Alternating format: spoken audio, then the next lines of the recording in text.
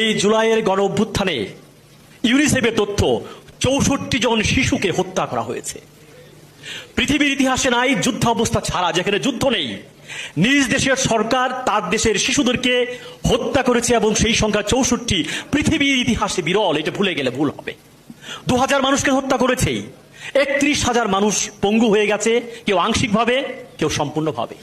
৪,০০০ মানুষ অন্ধ হয়ে গেছে, কারো এক চোখ, কারো দু চোখ। কাজে যে শিশুদের কথা যখন আমরা বলি, আজকে এসছে যে শহীদ প্রেসিডেন্ট জিয়া রহমান শিশুদেরকে ভালোবাসতেন, আর এখানে বিপরীতে শিশুদেরকে হত্যা করা হয়েছে।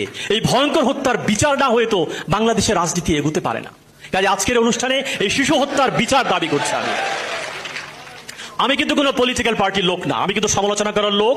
কোনো পলিটিক্যাল পার্টিতে আমি কখনো বিলং করিনি। এই শহীদ প্রেসিডেন্ট জিয়া রহমানের যে ব্যক্তিগত সত্যতা আমাকে মুগ্ধ করে। আর বিপরীতে বাংলাদেশ থেকে আপনারা জানেন ২৮ লক্ষ কোটি টাকা ১৬ বছরে পাচার হয়ে গেছে। মানুষ বুঝতে পারে না, ২৮ লক্ষ কোটি টাকা বোঝা যায় না।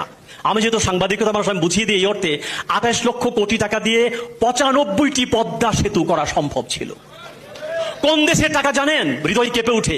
যে দেশে ৫০০ টাকা বিধবা ভাতার জন্য, এক মাসে ৫০০ টাকার জন্য ৫ মাইল হেঁটে যায় একজন বিধবা, ৭০০ টাকা বয়স্ক ভাতার জন্য ১০ মাইল হেঁটে যে উপজেলা সদরে নেয়, সেই দেশের গরিব মানুষের ২৮ লক্ষ কোটি টাকা পাচার হয়ে গেছে।